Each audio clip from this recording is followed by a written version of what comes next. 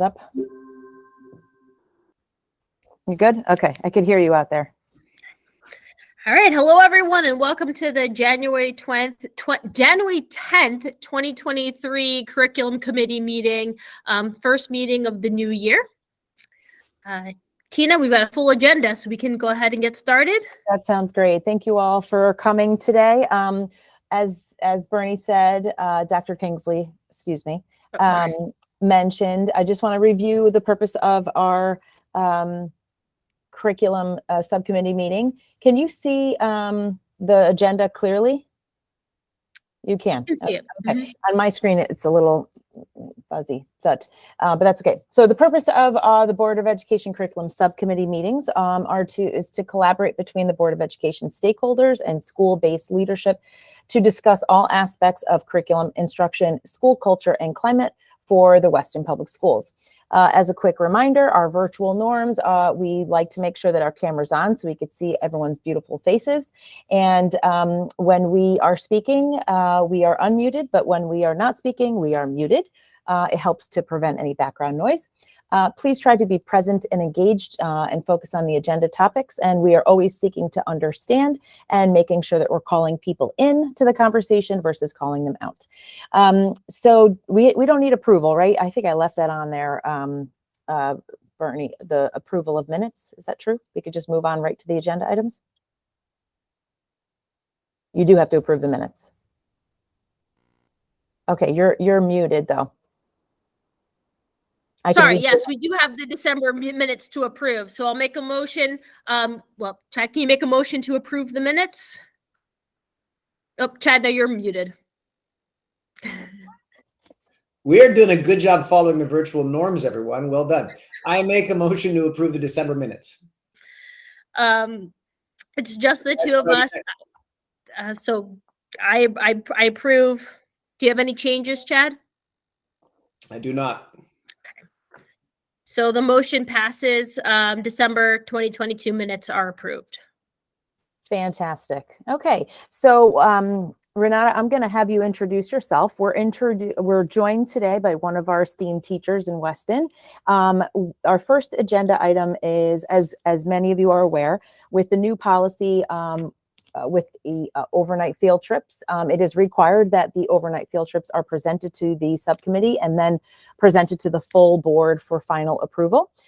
We also, from last curriculum committee meeting, we discussed a new process and protocol in Weston to have a more clearly outlined and defined process for teachers to request overnight field trips. Renata is the first one that actually is going to go through this new process for us. So we do appreciate her being our guinea pig in this process. So you can also give us feedback on the end on how you think it went. She did a great job completing all the forms because it is a pretty arduous process for overnight field trips because there's a lot of T's to cross and I's to dot. So we'll take it away. You'll take it away and give us an overview of the trip and some purpose and alignment to curriculum. And we will open the floor to anyone else that has further questions. Sure. Well, thank you for letting me be your guinea pig and work out some of the kinks, I guess. I will say this is maybe an easier trip to discuss because a lot of it is, if it's been done before a few years ago in the district, and it's also a conference that's set out independently. And so that gives us, I think, two good sort of like verifications to fall back on. So basically this is a Model UN conference. Model UN is one of the clubs that we offer here at the high school. So it's not actually with a class in particular, but I think the skills that students are learning. So it's essentially a weekend long simulation. Each of them would become a country, simulated obviously, and they would represent their country. They become a delegate from their country and they engage in a bunch of research. They write a position paper and they get, there's a crisis committee at one point. There's some other basically real life situations that they have to work through representing their country. And so there is research, there's current events, there's the collaboration aspect, there's learning how the actual UN works, but also those more soft skills of working together in committee, drafting something together, revising, compromising, all that kind of stuff. So though it's not connected to one particular class, I think the skills are actually really overreaching. English and social studies are obvious matches, but depending on what the conversation topic is, there may be science and other things drawn in as well. So as far as alignment, there's that.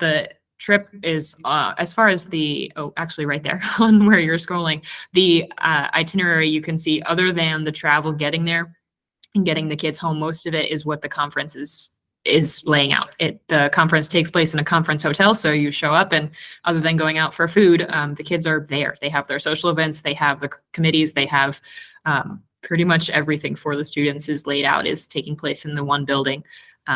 The kids get to meet with kids from other schools who are interested in the same sorts of things, get to do those, like I said, the compromise collaboration, and just get to learn. They get a lot of information on how the UN actually really works, both by doing it and just they have some information sessions as well. So is that helpful? I don't know how much information you're looking for. I can certainly tell you Yes, more yes. about Model UN in general, but So I it's also a just wanna- 2 nights, right? yes. So they would leave on Friday. They would miss school on Friday because of the travel time. Mhm. So we would be leaving. We would actually be meeting at the Bridgeport Metro North Station. We would travel together, Amtrak, and that actually, the beauty is that drops us off 0.3 miles away. So we can just walk there. It saves us on the extra step and the cost of travel. And then everything is literally in the hotel unless you choose. They have a restaurant in the hotel as well, but you can choose to walk down the street. But that's literally the only travel we'd be doing, is walking here and there to restaurants as the kids so choose, and then back on the same Amtrak home. Not a lot of extra travel. In each one of these agenda items or itinerary items, there's committee sessions. Could you paint a picture for us on what the students actually do within those sessions? I've actually never been to a Model UN conference, but I actually came and witnessed the presentation and awards at the community center in Weston. Was that where did we go in the beginning of the school year that I came? Oh, for the UN Day. UN At the Day. town hall. Yeah. At the town hall. Thank you. So can you elaborate a little bit around maybe one of these experiences if I was in the group with the kids, if I was a chaperone? Sure. So I can a little. I actually haven't been to one of these either. So I can't Exciting. tell you a lot of it, but I can tell you what I understand is supposed to happen, which is basically, so like I said, each of them is assigned to be a country. So they are a delegate, or not the country themselves, but they are the delegate from Saudi Arabia or wherever their thing is. And so they come together with all of their other countries that have been assigned to that particular topic, and they're broken out. You can see the blocks. They have different, they're not every kid at the conference is in the same room. There are smaller ones that I think are like 12 to 15 people. They have, I don't remember if it's 40 or 50, but they have a larger and a smaller, and you get assigned based on, they get to request their country and then they get assigned from there. So you are together, they have debates that are moderated, so they go through the whole very formal process of, we've been doing this with the kids to practice. They can request a certain amount, like the speaking time, maybe 30 seconds or this many. They request how many speakers there are. They go in a certain order, and they go very formally through that whole debate. Then they can pause, they can make a motion to, they write compromises on things. They can open a new discussion with a new prompt, so to speak, and a new number of speakers and how long they're going to speak and all that very, very formal discussion. And then at the end, the idea is that they write a resolution paper, which would be what the UN would in real life be presenting as their suggestions to the world on how to fix this. So the end is, ideally, they've all compromised, they put that together, and they each bring their draft of a resolution, and they compromise to literally write at the end suggestions for how they would resolve this issue if they were the UN giving us as the world advice on how to move forward better. That's so exciting. Do you get to videotape any part of this at all? I doubt it, but I'm not sure. I can look into that. That would be so cool if we had like a little clip of what they actually experienced and was able to show it. What do you, don't you think? I sort of doubt it, only for privacy, because obviously the other students are not ours. I can look. I don't know. I don't know. It would be cool. I know Agreed. I'm probably causing a problem, but yeah, ask, why not? Any other questions? I'm sorry to monopolize the conversation. No, just along those lines, it'd be awesome with this trip and the ones that we heard about in our previous meetings, if we had the opportunity for students to come and speak at the BOE meeting in the following sessions. I think it would be great for the community to hear the amazing things that are going on in the school. But I also think it's another opportunity for the students to practice student voice and have put together a recap and do a formal presentation in front of, important stakeholders in their school, so that they could, practice that skill as well. I think that's great. I also was wondering, is there any opportunity for the students to bring back what they've done in Model UN to the Weston High School community? Maybe it would inspire freshmen to think about joining the following year, or is there any opportunity, maybe a brainstorm to find a chance for them to share an assembly or something, a little bit about their experiences? I would say club membership wise, yes, absolutely. I would definitely hope that this would bring other people in, because this is the thing that, obviously COVID put a damper on it, but this is the thing that kids sign up for the club for. So I think for in that small way, yes, absolutely. Soft skills wise, I think it would transfer really well to that, like public speaking and compromise and whatnot. As to the assembly thing, I think that is not my prerogative, probably. Maybe someone else's. We can make I wouldn't be something opposed to happen, it. for sure. I think that would Well, be great. Yeah, I think that we also just want to be mindful of the number of assemblies. And I think that there are opportunities for kids to present on some of the, like, this is something I could see when we do our club fair, where we might have kids talk about Model UN, this experience that they have, because certainly we could have the opportunity to send far more students than we are sending this year, because it really is a phenomenal experience. So I would also just caution too, in terms of presenting, to provide kids an option to present at the board meeting as well. Took the words right out of my mouth. I think that would be a great idea, even for the, like you said, the other field trips too. Like, what was something you learned? What was one takeaway from your experience? Anything changed you as a result of going to having an experience such as these? I'll tell them to put it in Right. their porch for the graduate. Exactly. Yes, exactly. And it might not be something where they come and present to the Board of Ed. Maybe they create a video, through Mr. Brencher's class or just through the club. And so lots of opportunities for kids to share. That's great. Thank you so much for presenting. Chad, did you have any other questions? Yeah, I have two questions. One, this is a deeply obnoxious thing to say on a meeting, especially since it's being recorded. But in my side job, when I'm not serving on the Board of Education, one of the clients that I may or may not work with, because we have significant NDAs, may or may not be the UN and folks who actually work at the UN. I say that because I think, Tina, you've brought up a really interesting idea, which is if they can film themselves, you should do that.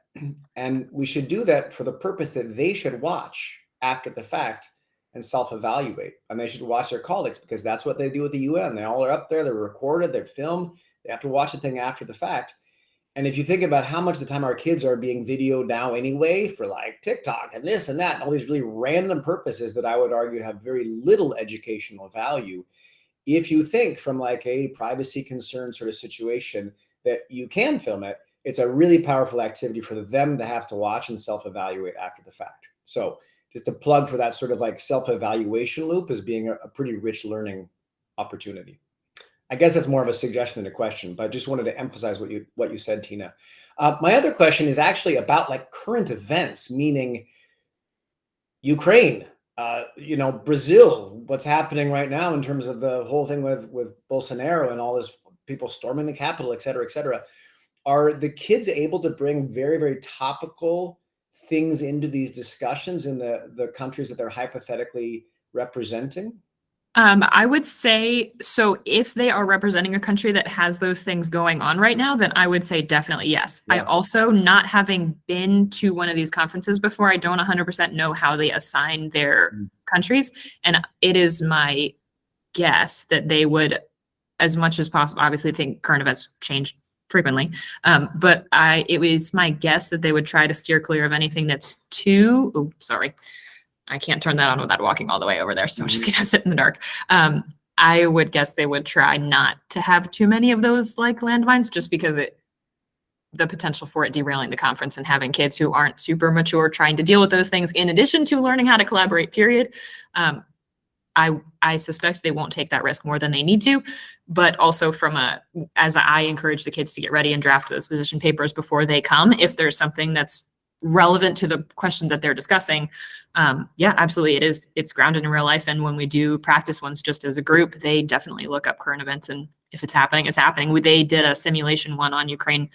They're all simulations, but they did one on Ukraine last year, just in-house. Because they were like, well, hey, we care about this and we're reading about it and we want to learn more about it. And we know we can't actually fix anything, but this is what we want to talk about. So we did, and they were really respectful about it. So anyway, I suspect it won't come up too often by virtue of, if I were a conference designer, I would make sure it didn't come up too often, but yeah, they can. Okay. All right. Those are all my questions. You just really finally, how many kids do we have and what grades are they in? So right now we only have 4. It's a small bunch. The COVID has not been friendly to this club because most of them don't want to sit after school and debate social studies for an hour. But I would say that the 4 that we do have, we have 2 seniors, 1 freshman, and 1 sophomore. So right now we have 2 kids that, by the timing of things, the 2 seniors were able to go to this exact conference right before COVID hit, and the 2 freshmen, the freshmen and the sophomores, the 2 underclassmen, are relatively excited. So I would say we have actually, though it's small, we have 2 who are like, guys, this was so great last time, we want to go again, and 2 who are like, okay, yeah, sure, okay, I'm on. So as far as, it'd be great if we had more kids, but club leadership moving towards the future, it's actually a nice balance. Well, I Thank you. applaud you for keeping it going and rekindling it. COVID did dismantle a lot of things, and bringing some of them back is always challenging. And this seems like a really great club and experience. And the more we can rekindle some of these experiences and then hold true to them, they will grow over time. So I applaud your efforts, and I appreciate you taking the group, and I can't wait to hear all about it. Thank you. I will say there are a few other kids too who sometimes come to meetings but weren't ready to commit to the trip. So, there are some who are ready to join as we gain some momentum here, hopefully. Are they able to attend to just observe, or is that not allowed? The conference? Yeah. I mean, I hadn't looked into it. I would say if they're coming, they might as well participate. I don't know. None of the kids asked any questions about that. Even if they're brand new, I would encourage them to participate. I guess if they asked, I could look into it if the conference allows it, but I hadn't checked. They seem pretty good about participating. Open a can of worms a lot, but you've got some interested students but are a little nervous, and sometimes they may be intimidated by environments like that, but why not involve them so they don't get scared next time, and then they start, building some of that confidence. Just a thought. Okay. Yeah, if it comes up, I'll Why not? broach it to them too. Sure. All right. Dr. Kingsley, Chad, everything, are we good? Oh, listen, Mr. Doak, do you have a question? Looks like your hand's up. Oh, It was more just a comment, Renata, because we may be building a pipeline for you at the middle school. Our So we heard. seventh grade academic workshop focuses on Model United Nations simulations. Yeah, I've heard that the last couple of years. So it's good. keep sending them. We're ready. We're here. great. Great job. So thank you, Renata, for coming. You're welcome to stay on for the remaining part of the meeting, but this concludes your portion, so you're welcome to click off. Okay. At I any have a point. student outside the door actually finishing a test, so I'm going to go check in on her. Good. Thank you so much okay, for your thank you. time and giving us an overview. Have a great afternoon. Bye-bye. All right, so we're going to transition to our next agenda item. Why does this do this? Cancel, share screen. Oh.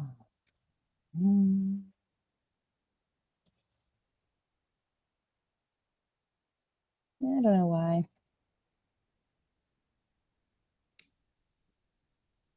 Hang on. You'd think we'd be masters at this at some point, but.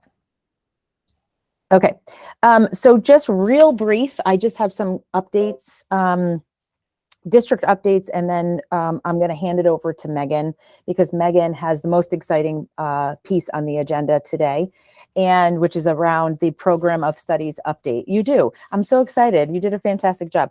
So just real quick, if you've been following along with the budget updates, I just wanted to take this opportunity to also highlight the new SIL structure. We have curriculum and instructional leaders in Weston, and we value the role that they play throughout the district to support teachers and improving teacher capacity and teacher instruction in the classrooms. We have proposed in our budget request for next school year to increase the amount of time that the curriculum and instructional leaders in math and literacy support teachers in the classroom to full-time positions. So if you are interested in finding out more about that, I always, suggest you chime into our budget meetings. They're very exciting and they provide a lot of detail around certain topics in the budget. So that is the one piece. In addition to the reading and literacy update as well, we'll be diving deep into the current process and the status of where we are in the district around the literacy adoption related to our new core program. I mentioned it last time, but we'll be doing some additional updates on that as well. So I just wanted to take this time to revisit that topic as well if you have not been able to chime into some of the budget conversations. So next we have program of studies update. Megan and I presented at the beginning of the school year when I arrived in September, October, I think it was October, if I remember correctly. And we requested that for this school year, Megan is new in her role, I'm new in my role as well, to focus this year around an opportunity to dive a little deeper and understand how the program of study is outlined, how that impacts certain courses and sections and structures. And so I asked Megan to come on today to provide us with an update around the program of studies and where her team is relative to any of the updates and structures around the program of studies, which will be going live rather quickly. So I'm going to pass it off to Megan. And I will present the program of studies so she could speak to it in a moment, as soon as I can click on the right button. Hi, everybody. We did do some work on our program of studies. As soon as Tina throws that up there, I can show you our first order of business. Was our new cover. And while this might not seem that exciting, our goal, this was done by Carla Volpe, one of our arts teachers, and our goal moving forward is to have our students design the cover. They can kind of create their own theme and work with our graphic design applications, maybe in a class as well. I know some of our graphic design classes are always looking for a project, kind of like that real world piece, Bernie, that you talked about. And this is certainly a real world audience. So we're excited to see. We went with Weston, Devil's Den. I don't know, I've hiked Devil's Den so many times. So mountains, the trees, sun rising in the background on a new year. And of course, that blue and gold theme. So that was our first order of business. And then as we move through, I just shifted the dynamic a little with the program of studies too. Typically, this letter is a letter written by the principal. I did write it. Julie knows I stole a couple of her lines from last year, but I really wanted to also ensure that we are presenting as a unified team. So it is signed by our administrative team, our curriculum instructional leaders, and our school counseling department, because those really are the folks, in addition to the teachers who are supporting and advising students through our course selection process. So we really wanted to advertise that we do have a team approach here. And if we move forward, you can see this is a new page too, just to, be super transparent about who everyone is, our administrative team, our curriculum instructional leaders, and our school counseling team. Keep scrolling through our table of contents. And as you can see in our table of contents, we made sure that we have an area dedicated to Portrait of the Graduate. On that Portrait of the Graduate page, we also have a link to our Portrait of the Graduate handbook. Our focus is really transparency. I held a coffee and conversation meeting today with our PTO, and they said, kind of, what is your vision for the next 5 years? What are you really working on? There are so many good things that happen here that maybe folks don't know that it's happening. So we just really wanted to make sure in all of these documents, whether it's our handbook, our Portrait of the our program of studies, that we have everything that we need in these books so people have it at their fingertips and can access all the good things that happen here. Then we have our typical, our core values and expectations are there, which have not changed. And then we have our academic requirements. And what we also did below our academic requirements, those have been in place. There's a graduation planner link up there. I don't know, Tina, if you want to click on that graduation planner. This was typically something that was handed out to students in their advisory. Is it clickable? I hope it's clickable.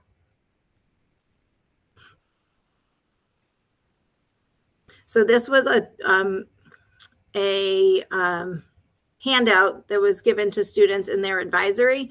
And one of the questions I asked was, well, do we put it out there? And we really wanted to make sure, one, high schoolers can lose things. I know I have some of those backpacks in my own house. Two, as parents are going through the program of studies, we just wanted them to also be aware of these tools so that they can map out their child's high school experience and have that. This is a really good kind of tangible handout to guide the conversation too with our students in terms of their progression. So we can head back to the program of studies. We wanted to make sure that was linked. And then on page 7, as we keep moving forward, we also, this is new, where we put in these course designations. So a couple of years ago, the state released expectations around graduation requirements and kind of what I refer to as kind of buckets. So we have the visual and performing arts bucket.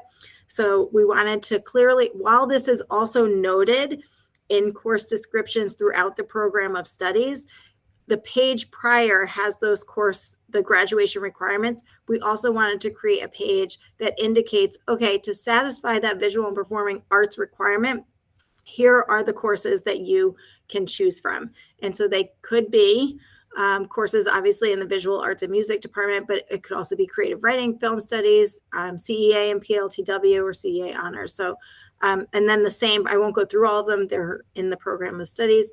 And same with humanities electives or STEM electives. You could see the numerous STEM electives the choices you have to fulfill that requirement. Megan, can I just ask you Yeah. a question too here? Sure. Just to clarify, is it possible that a student can, is it possible that a course can fulfill multiple buckets? Obviously, you can't use a course to receive double credit, but are there courses that may be within multiple buckets that a student could choose from? Am I asking my question? I think if this is what you're at, I'll give you an example. Mhm. So CEA, the civil engineering and architecture course you see under, which would fulfill the visual and performing arts, and it would actually fulfill the humanities. It would say it's under visual and performing arts, humanities, and STEM. If you take that course, you're sitting down with your counselor and you're saying, okay, that checks this credit, but it can't check multiple boxes, right? So you're determining which designation you want that course to fulfill. You can't double dip because then it wouldn't add up to the total 25 credit requirement. Excellent. No, I knew the answer. I just wanted to make sure that people Were in you the testing me? audience, no, I'm I kidding, just I'm wanted kidding. you to answer No, I'm kidding. because the beauty of the revised high school credits at the state level, I feel, provides a lot more flexibility for high schools to use courses in a variety of ways to meet the needs of whatever the student's pathway or goals are. So it's nice that we are able to have some flexibility with counselors and kids to say, well, how do we want to use these courses so that they have interest in a variety of courses while still meeting the demands of their graduation requirements? We didn't used to be able to do that. There was only a set number of courses in certain buckets that kids could earn a math or a science credit in the past. So now I really like how you restructured this because it describes the shift in state credits now. And sometimes it's hard to explain it. And so I like this page a lot. Great. We can keep scrolling. This is all typical program of studies in terms of course weighting and all of that, but retaking a course summer school, none of this has changed. But when we get to right after this course selection scheduling process that lays out the process, we get to personalized learning. So we wanted to clearly articulate that middle school has conversations with students. Dan, Tina, and Andy, the middle school counselor, and I met yesterday to review this. They have conversations with students about options for high school. We wanted to honor those conversations and validate those choices by including them in our program of studies. It's something I've always done in all of the high schools, where you really honor the multiple pathways that are available to students. So we created this personalized learning category, which we took some things that existed here. Going back to transparency, we wanted to kind of articulate this category, that there are multiple things any student can do that might be individual or personalized to them. And we wanted to make sure that it's out there for everyone to consume and then choose the best options for them. So for example, the Norwalk Community College High School Partnership Program, we have students who are currently taking courses at Norwalk Community College.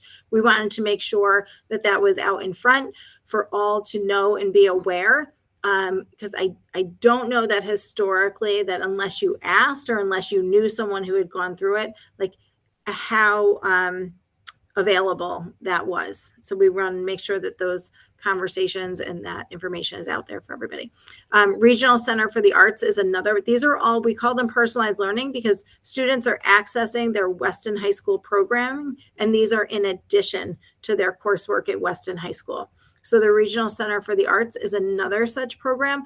It is located in Trumbull. Their courses typically start at 1:30 in the afternoon. So a student at Weston High School would be taking their academic core classes in Weston, and then we would provide transportation should they choose to enroll and be accepted at the Regional Center for the Arts. They would leave here and access that program.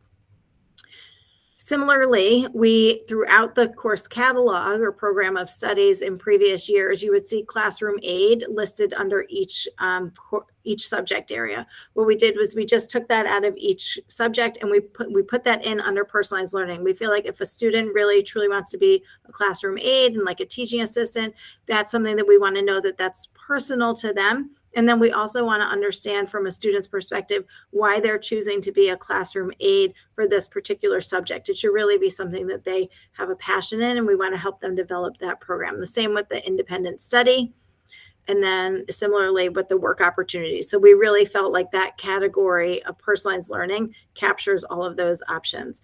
Included in here is also our Weston High School Pathways Academy. I think we've called it a program historically. I like to call it an academy, because it's special and amazing. And I think we need to honor that. And so what we've done is really describe this program. We do have a process. We're working on the application and intake process this year, so we can have a really clear series of events for students to gain admission into the program. It's a school within a school here at Weston. We're working on our schedule next year as well, so we can really identify this as a program or academy within our school that meets the first 4 blocks of the day. And we have core teachers, one from each. For next year, we will have one teacher from each of the core areas who teach in that program and work with one of our school social workers who helps to coordinate that program. So we wanted to, again, honor the program, include it in our program of studies, and have a thorough description of how that program works and is implemented here at the high school. Then we added a new section to our program of studies as well, which we have titled Technical and Magnet School Options. These are programs that students would do instead of coming to Weston High School. Again, that's part of the conversation we had with the middle school yesterday. And as we work to ensure students have experience or have access to some conversations around these programs in their middle school, we also wanted to honor these as really viable and successful choices. It was interesting. This also came up at the PTO coffee and conversation this morning. I was meeting with a parent whose child is going to the Center for Global Studies. And I said, how did you know to do that? And the student is having such a successful experience. They were supported in that in the middle school.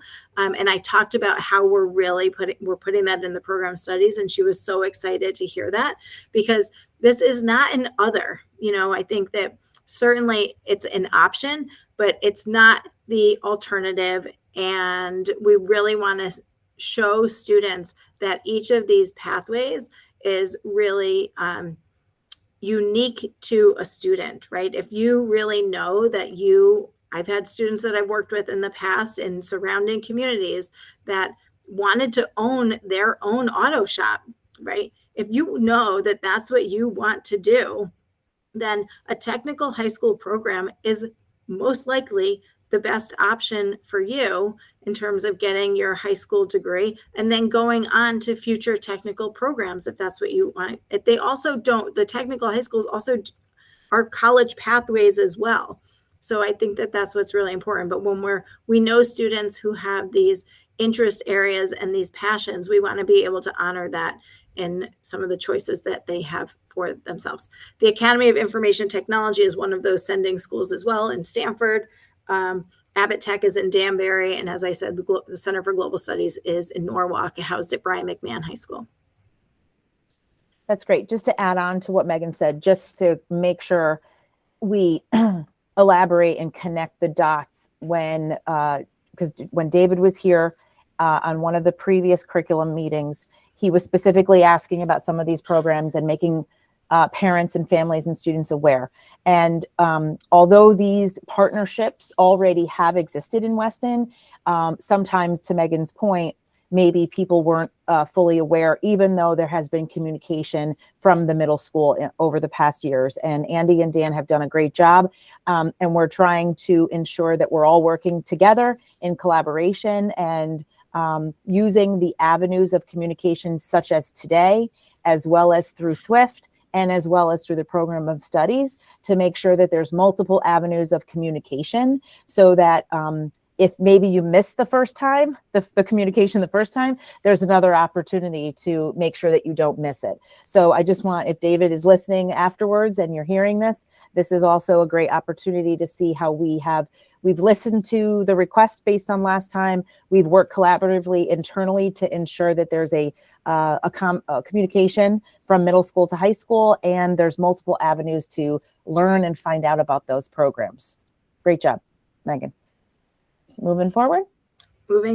So as we get into, we have a couple of courses that we offer in alternating years. So this is new that we wanted to just articulate that in terms of this chart.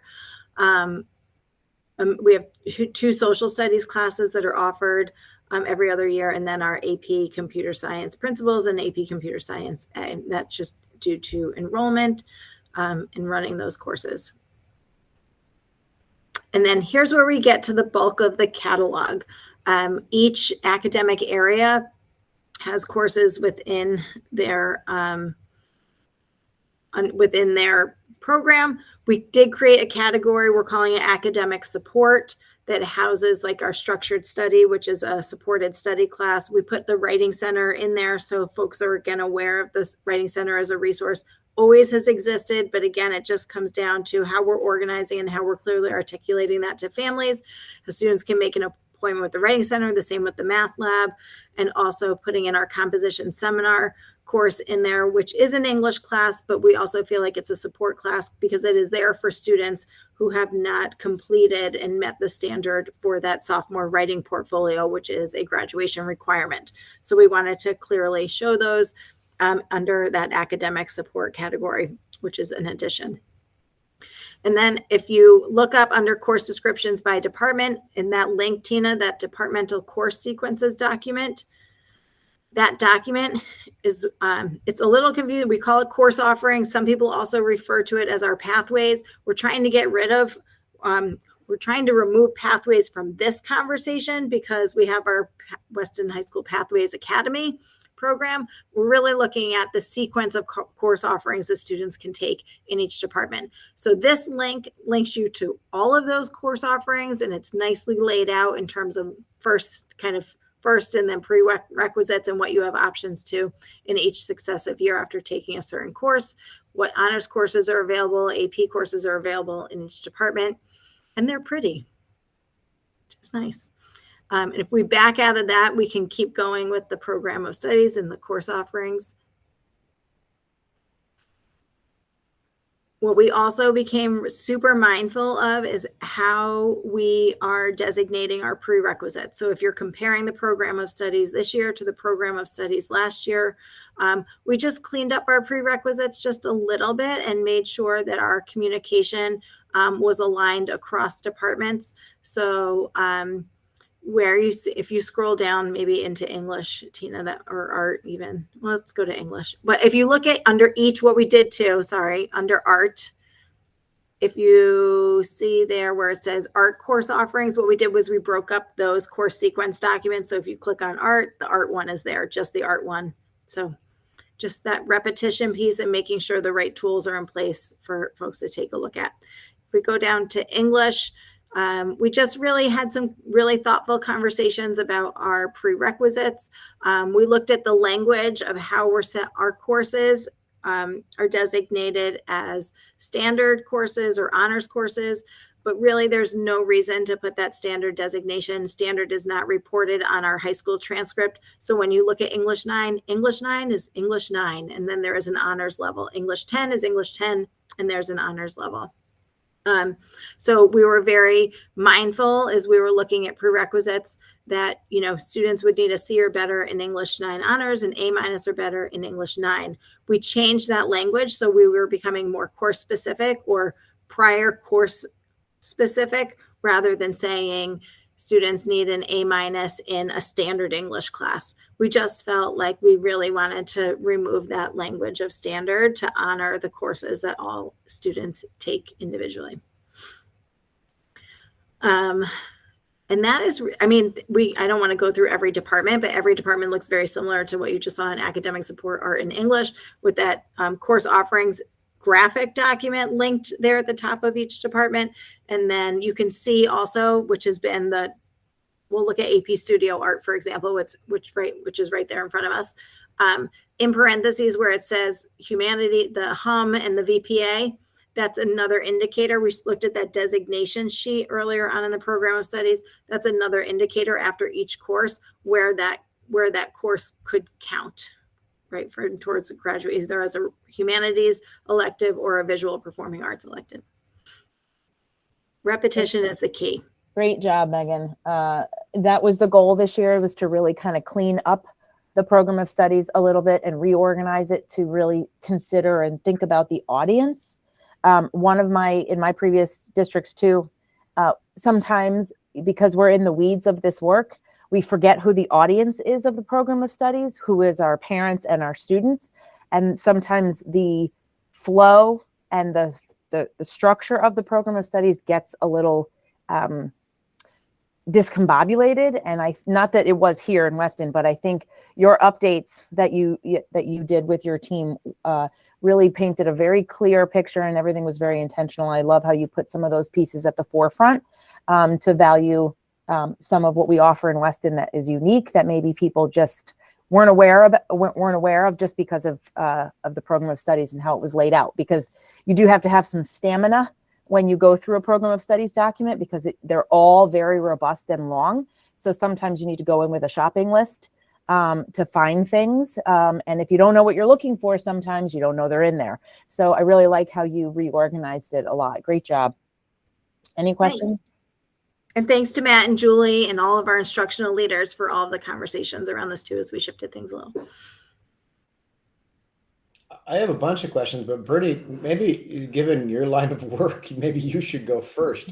Do you have any questions? Yeah, but first as a comment, it looks fabulous the way that it's laid out, and it makes so much sense. I also think it so reflects what they will see when they go to college. So when you get a document, as you were saying, Dr. Hinkle, that's so complex, having been able to navigate it with a high school counselor in high school, when they get to college and they're a little bit more independent with the different letters telling them where it matches up to the credits that need to be earned, navigating that process just sets them up for better success later on. So I think that's fabulous.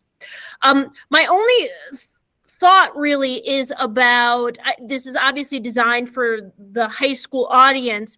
Mr. Doak, how do you think about where this fits in with introducing it to middle school, because some of the middle school tracking that starts is going to influence how far they're going to get in the progression. And I think when you're in 6th, 7th, 8th grade, sometimes parents aren't thinking that, well, they could take either of these math classes, but then they might not reach wherever in the sequence.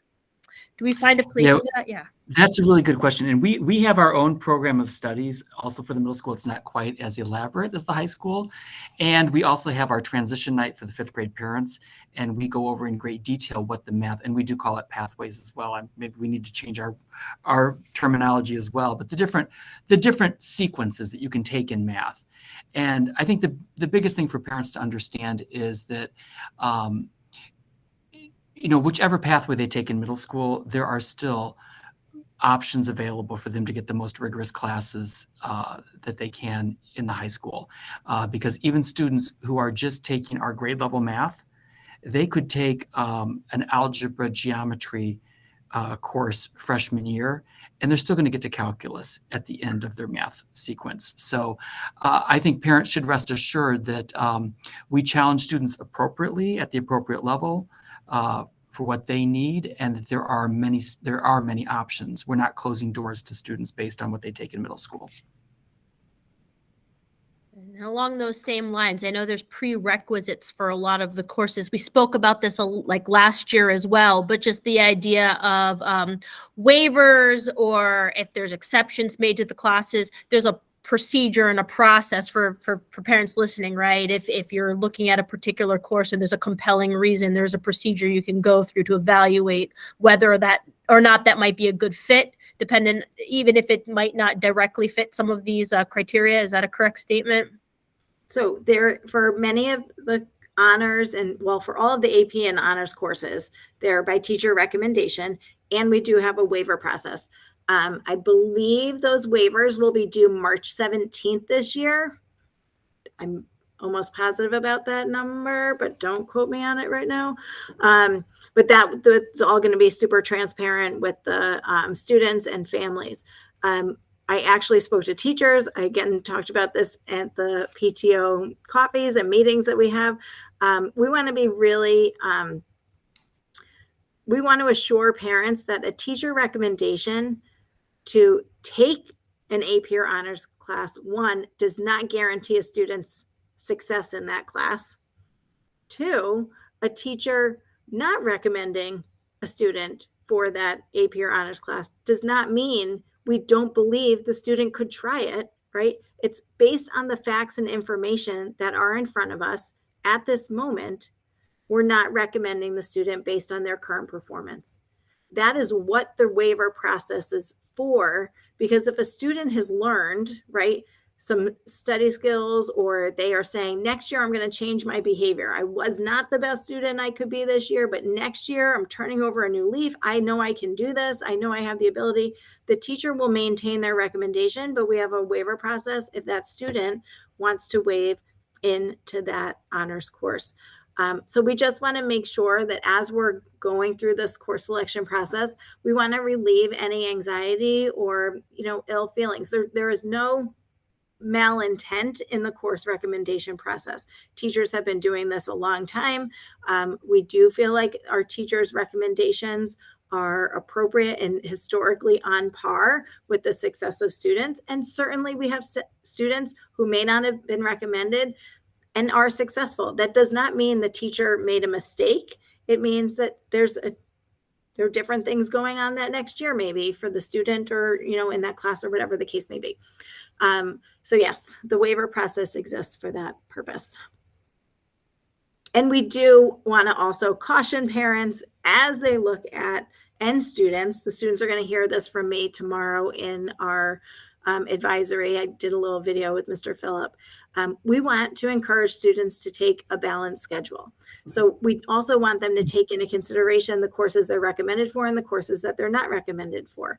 We want to make sure that they're not overloading their schedule with those high honors and AP classes, because all of those come with an additional load of work outside of school as well. So really taking into consideration the full scope of a child's activities within school and out of school, so that we're not seeing kind of that anxiety and overwhelm creep into their lives.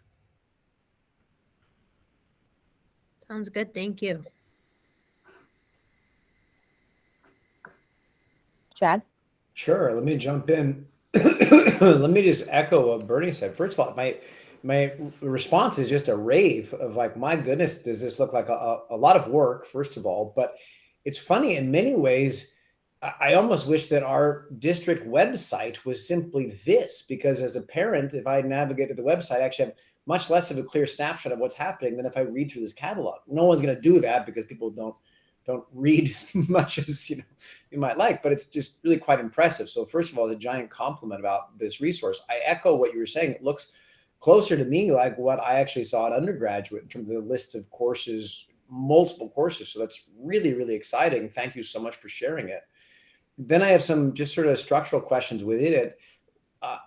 Just so I'm clear, the magnet programs, are those still part of Weston Public Schools or not? No, the No. technical and magnet options, students would apply to those programs. If accepted, they would go there instead of Weston High School. Sure. So I have my budget hat on now. So how does that affect overall enrollment numbers? To date, it has not affected it very much. I see. We've had a couple of if they're attending something like the Regional Center for the Arts, they are still a full-time student here. But for those other 3 programs, we have had a couple of students attend them. I don't have the exact numbers in front of me. I can get those for you. Based on my conversation right now, I know we have 1 student attending the Center for Global Studies instead of. I don't think it's more than a handful. Yeah. And I also want to be very clear that by state statute and law, districts are required to provide transportation to these participating schools as if they get accepted. Mhm. And we do our best to ensure that the programs that we partner with provide a variety of pathways of interest. So you'll notice that some are STEM, some are humanities. Yep. We don't have redundancy of programs. That is intentional. And also when we plan our partnerships, we ensure that if there's other surrounding districts that also have students that are attending the same programs, we collaborate with them for transportation and reducing costs to the best of our ability. Sure. Mm-hmm. The reason I ask in part is because I don't know if you, obviously Tina, you did, but Megan, I'm not sure if you attended maybe you did. Anyway, there's lots of budget discussions happening right now. Some of that hinges, of course, on enrollment, and we're very focused on enrollment numbers. So this doesn't have, I'm not actually asking for an answer necessarily, but it just is sure, I suppose, relevant, given that Weston Public School is giving all the support to these students, even going so far as to say, like, here's this remarkable resource. Should this be the way in which you want to specialize your life? It certainly seems like there's a dance there about how really that should be reflected somewhat in enrollment numbers. So more just a thing to flag, I guess, as we're navigating, budget talks in this season. I had the same questions about prereqs and middle school, so I'll leave those since Bernie asked those. Thank you for those answers, Dan.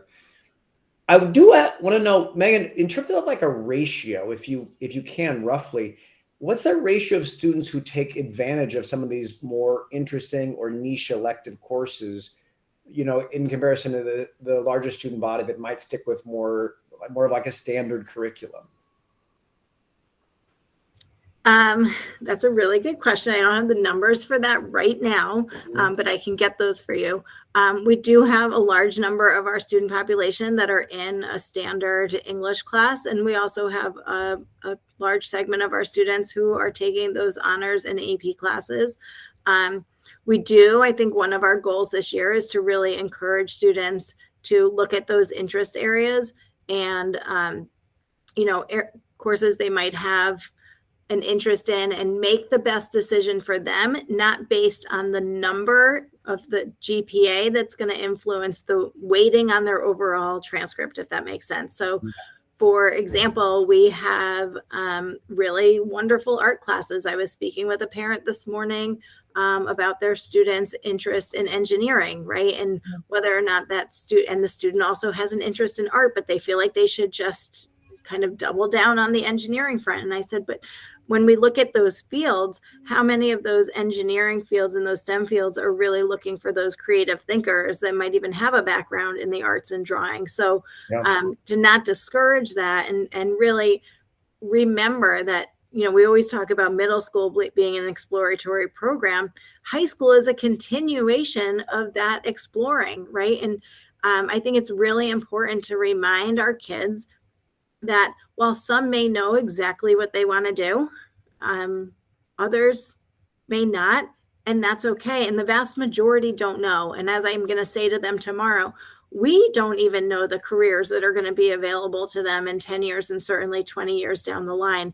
So to make sure that we're thinking really flexibly and also focusing on our own individual interests and passions. They're going to hear from me tomorrow. My favorite quote by Teddy Roosevelt: "Comparison is the thief of joy."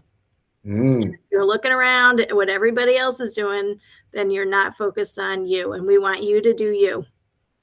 The 6-word story, by the way, is like the apocryphal Ernest Hemingway 6-word story. It's a great 6-word quote.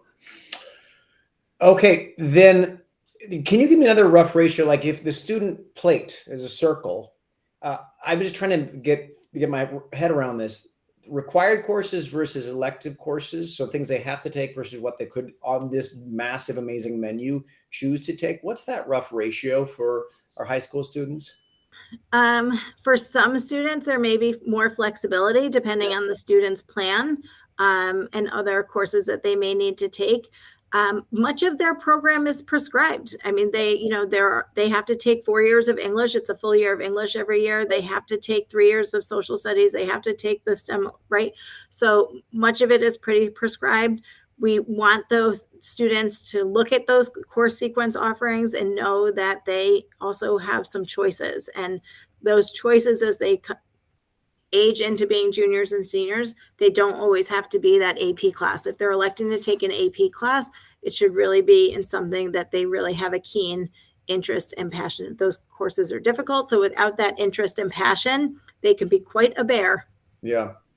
Do you think it's Yeah, like and- 80-20, 90-10, 70-30? Is it like a kind of a guess? It's all right. So let's say 70-30 maybe. Yeah, 70-30. Okay. No. Yeah, I think depending. too, It could be 60-40 too. I mean, it really.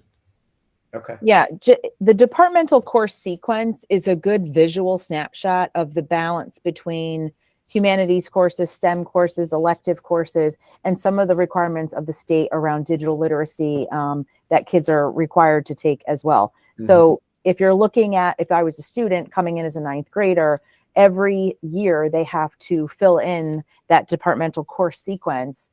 And depending on what they take and making sure that they're successful also in those courses determines that balance and that ratio between some of the cores versus the electives. Yeah. And if I could just also, because I know, Chad, I don't know if you've seen some of these budget books. I'm also learning the structure in Weston too. When you get to page 96 in the staffing summary for Weston High School, it does, for me, it gave me a good visual snapshot of some of the courses by department too. So in a more of a snapshot, looking at the enrollment numbers from this past year versus, what the budget is kind of, proposed against. Yeah. So that page might be, if you're looking at something specific to high school, a place to start. Okay. Great. That's Yeah. helpful. Just as you're looking at that, I think keep in mind, I believe maybe the technology classes are they outside of those? I think they might be outside of those core classes, maybe. Yeah, Like on the same technology page, but education. down below, like the support, technology, coding. Coding would be included in technology. Just to keep in mind that those are also included within the science and math departments. Okay. Yeah. Yeah. The last two things I'll say are suggestions, actually. One is that given that part of the purpose of this document sounds to me that there's a degree of communication to the community and like, this is what we're doing. Those infographics you showed, Tina, when you shared your screen, might be nice to weave some of that into this actual document because those are pretty visually helpful. So just tiny thought on that. And the other question is, I guess this is directed to you, Tina, which is, I wonder, is there a way in which schools can be evaluated more based on the breadth and level of this curriculum that is offered? What I mean by that is, as a parent, I always try to put my parent hat back on. I'd be much more interested in a school district based on some of these things, maybe even than like the test scores that, you know, are trumpeted on such and such. So the way in which we demonstrate that WPS really is exceptional, it would be nice if, in a way, like the breadth and quality of offering could be folded into that evaluation number. I'm not sure if it is. Yeah, I love that idea. Well, it will be with the next generation accountability system, Yeah. but we didn't have that available to us in the beginning of this school year. That's one of the other items also on the agenda. We kind of talked about it last time. But the beauty of the next generation accountability system is that it does take into account the number of courses and the AP structure and the IB offerings that districts provide to students. And so those 12 indicators are a really good way to look at a holistic view versus not just academic achievement and or growth. Yeah. It also looks at the whole picture around absenteeism and course offerings. And that's where a lot of the heavy weight comes in at the high school level. And, you know, I was going to highlight, but I'll highlight it now. One of the things I wanted to just mention based on the next generation accountability system, now that it is officially live, and I'm not sure if we mentioned it last time, but I wanted to take one more opportunity to recognize the high school for being a school of distinction, category 1, and based on overall achievement. And so the high school and the Weston Intermediate School also received 2 academic or awards for their achievement and based on the next generation accountability system. Yeah. So kind of stole the thunder there, Chad. No, just kidding. Oh, sorry about that. That's great. That was great. Yeah, it is. Last tiny point. Dan, is there a similar document in the middle school that we can get to know at all? You mean in terms of the program of studies? Yeah. Yeah, it's like I said, ours isn't, I would say we did not renovate ours to the degree to which Megan and her team has, but it's on our website. It's under parent resources. Okay. You can find the program of studies. And it does just explain the different programs at each grade level and sort of what the topics are that are covered in the curriculum of each of the courses. Okay, I'll do my homework and go there. So. We really don't have true electives in the middle school, other than a choice of world language between French and Spanish, a choice of what type of music you take. Everything is prescribed. You have to take music, you choose which kind. You take a language, you choose which one. Right. Okay, those are all my questions. Wonderful, wonderful work, Megan. Great job. Yeah, to Chad's point about you know, this being such an amazing way to showcase what we do at the school, I'm wondering if this can be a document that we highlight for the communications committee to take a look at, because there might be ways that they can think about expressing that more, I don't know, via the website or via other vehicles to let people know, you know, how phenomenal all of these offerings really are. So Yeah. If I only a think- member of the communications committee was on this call, that would be really useful. there you go. So, you know, it's a great point, Bernie. And I almost wonder, Dan's right in the midst of the website is almost done and it's going to be launched, of course, very shortly.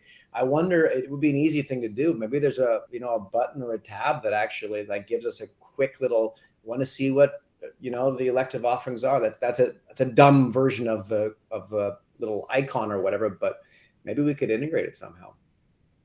I mean, my pie in the sky idea is similar, like what you might see for a park and rec brochure, is that it's like a flip page book on the website. So we always link the program of studies. It will be linked tomorrow on our website. So it will always be available digitally. But that idea that, you know, you could see the book that you can like kind of flip through, I think is a cool idea. Well, that's the point, because a lot of this comes down to user interface, you know, and like the website right now, you really have to dig around it. And the next gen of it, I think, is going to do a better job, of course, but you would want to feature this quickly and in an immersive way. So it pops right up and it's very interactive. And so anyway, yes, Bernie, thanks for flagging that. I'll bring that to the committee and maybe we can carry that on. Next year, we'll have bookmarks. So when you click on art in the table of contents, it brings you to art, right? We just couldn't get there this year. Working on it.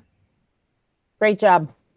Yeah. Kudos. Please tell the team. And again, this was as Dan said, a renovation, right? This program of studies has existed for years. We just tweaked it a little. All right, great.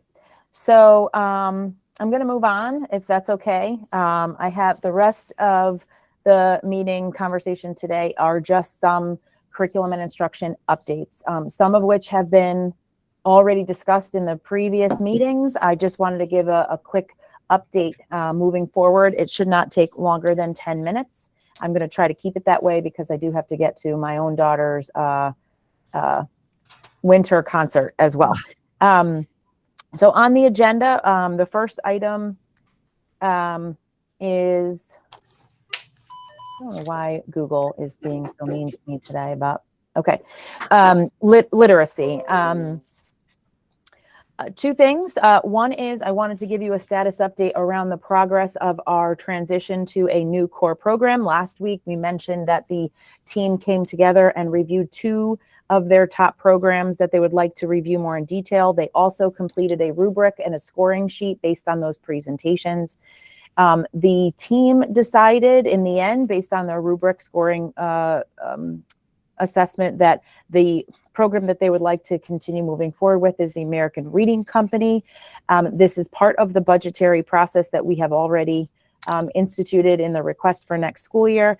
I did request a extension for us to be able to implement within 2 years of the process for budgetary and also for implementation purposes, because I believe it requires some focused attention around professional development and support for teachers. So the extension for the state was to request K2 for next year and then 3-5 for the following year. In addition to that, I just wanted to let you know that we're going to continue our work with our district literacy committee around training of staff. We have 2 additional members of the team who would like the Orton Gillingham training. 7 of the members of the team have already received that intensive training around Orton Gillingham reading instruction.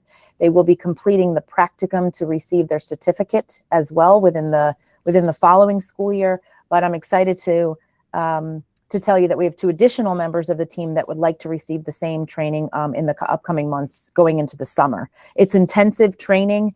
It does require a lot of time and energy. They get college credit if they would like to. So it is equivalent to a college level course in reading instruction. And then the next part of the process is to engage in our auditing process within our district. A few months back, we mentioned we were looking at what current resources we have in place aligned to the science of reading, what current assessments do we have, what current instructional tools do we have that we can merge and maintain in the district as we move into the first year of implementation. We're going to continue that audit with resources as well as instructional pedagogy with our teachers and classroom visits to ensure that we've got continuity of implementation moving into next school year. And then finally, around literacy, I wanted to give you an update. We have Senator Murphy's annual Martin Luther King Jr. essay contest. This is an opportunity for students at the elementary, middle, and high school level across the state of Connecticut to honor the legacy of Martin Luther King Jr. by submitting essays that reflect on Dr. King's dream, their own aspirations, and the importance of what Dr. King means to them. Each level require a certain level of or maximum amount of words per essay. The submission date is January 7th. We do have teachers and students that will be submitting essays to the state for review, and winners will be notified. Hopefully, it doesn't tell me exactly the time, but winners will be announced on Martin Luther King Day, and schools will also be notified directly. Okay. Any questions on literacy? Excellent. Okay. Math. So I wanted to move into give you an update around math. So prior to my arrival in Weston, the curriculum and instructional leader at the secondary level, Janine Russo, it started to engage in a conversation with teachers around the replacement and exploration of our current core resources in math at the middle school level specifically. They looked at research, they looked at a variety of different options for districts. They have been piloting illustrative math this past school year, which is being accessed through an online digital platform called Desmos. I've been working with Janine. Janine has been working with the teachers to pilot this resource specifically in grade 6, but we've dangled some carrots, and we've got some grade 7 teachers, some grade 8 teachers, and Megan knows we also have, because the curriculum actually spans K-12, which is a beautiful thing. We also have a teacher at the high school level that has been piloting some of the units of study in Algebra 1. We've had a lot of success with this program so far, with this curriculum. And moving into next school year, I've been working with Janine, and we have communicated with Lisa and with Dan that that is the curriculum that we would like to adopt. The beauty of illustrative math, to be fully transparent, is that it was part of the open ed movement, which was many years ago when grants were provided to different partnerships around providing high quality evidence-based curriculum to districts free of charge. Illustrative math was one of those resources that was vetted and received a grant to provide access to this curriculum for free.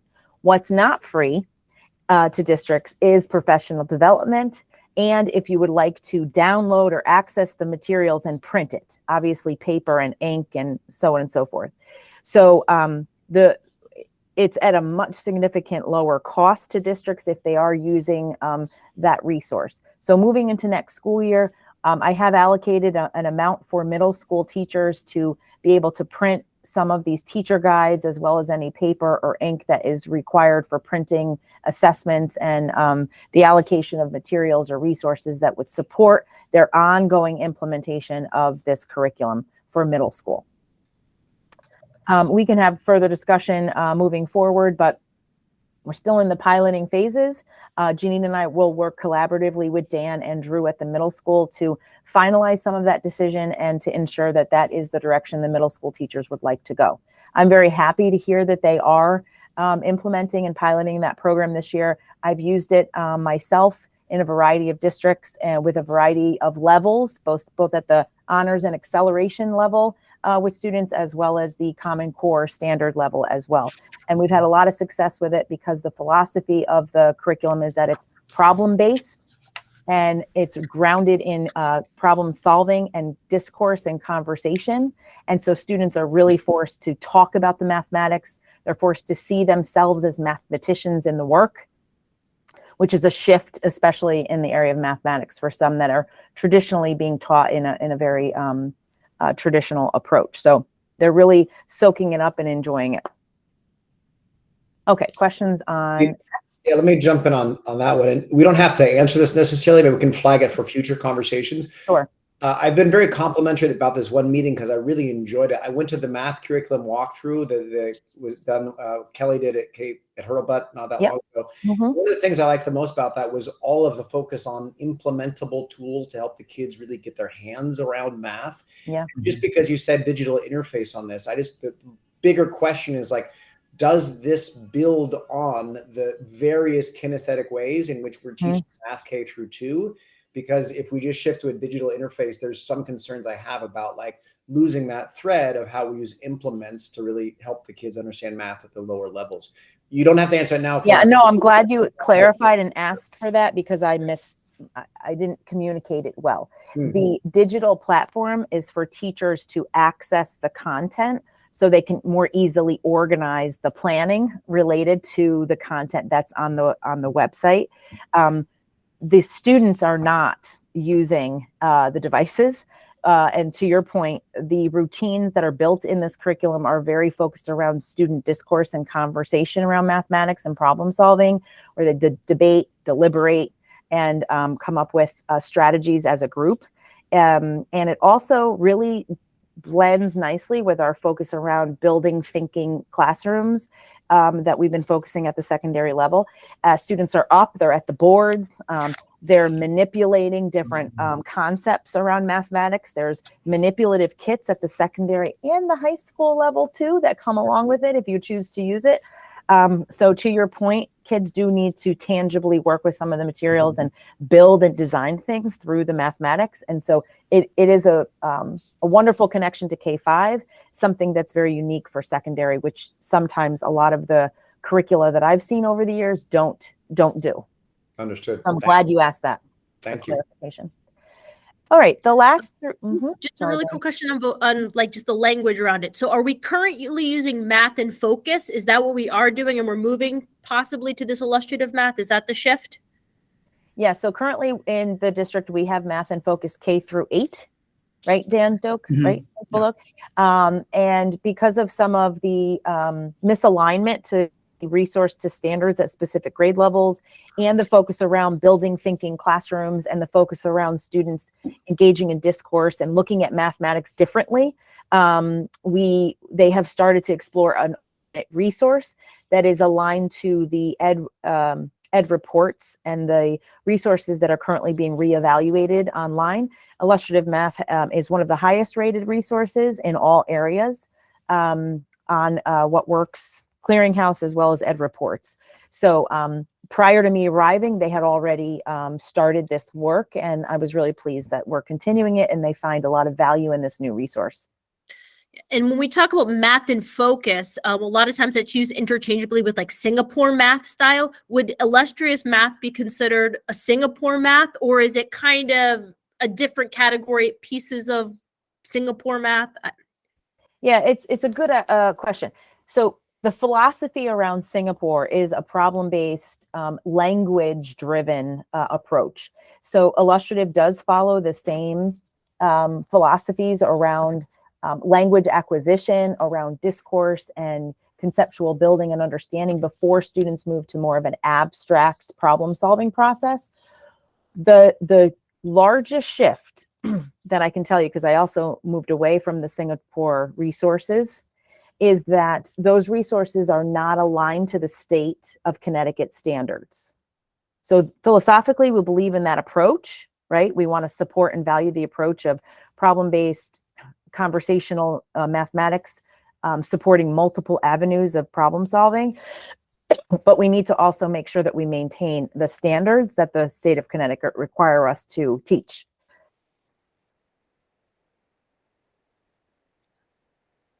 That makes sense. Thank you. Sure. We can do some further discussion around it as we move into next school year and move into the later part of the year as well. Okay, I'm going to move into the last 3 pieces. And one of them I might have to move to the next meeting because it might need a little bit more time. I mentioned earlier the Connecticut State Next Generation Accountability System. That's EdSite. We talked about it last time. It is live. It is official now. You can go online and look at the district and school-based accountability index. The intermediate school and the high school both received awards for schools of distinction for various reasons. Congratulations, Megan. And I will also highlight some more of this moving into the February Board of Ed meeting when we review our goals. And we will talk about that next generation accountability system, because moving into next school year, to your point, Chad, before about looking at a variety of indicators, not just achievement indicators, not just growth indicators, but what other indicators can we use to celebrate the great work of Weston that may not just be focused on math, literacy, and science, right? We do great there too, but there's a lot of other aspects that we can celebrate too. So we'll talk more about that in February when we update you on our goals. The last 2 bullet items here, one is Dan, his group at the middle school, as well as the intermediate school with Patty Falber and her teachers there, Tracy Edwards and Laura Cadis at the Hess Elementary School. We met a few different times to talk about the talented and gifted program called Project Challenge that we offer in Weston. The last few meetings, we talked about the policy update 6185. It was updated this past school year. The next phase of that work is to update the program guide that's aligned to that policy update. So we have worked internally as a team to look at our process and procedures aligned to identification of talented and gifted students to make sure that if we review our internal process for identification, students will be recommended or referred for PPT through the state law and based on district policy. And so in the coming weeks, the schools at the principals at the schools will be communicating to parents around that identification process that has been updated. And in the meantime, it's good timing because we know that we're moving to a new website. We also need to update the program guide around the gifted and talented program.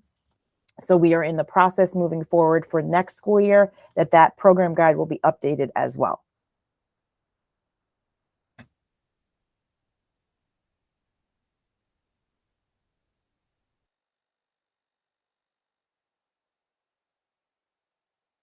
So sorry.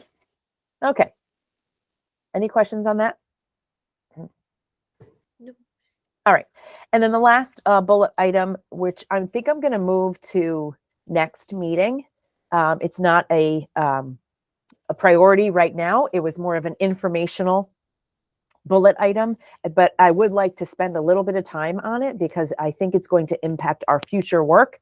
If you have not had an opportunity to look at the framework for future ready schools, it is something that I would like to bring to the curriculum committee here first and have an open dialogue around what the framework looks like.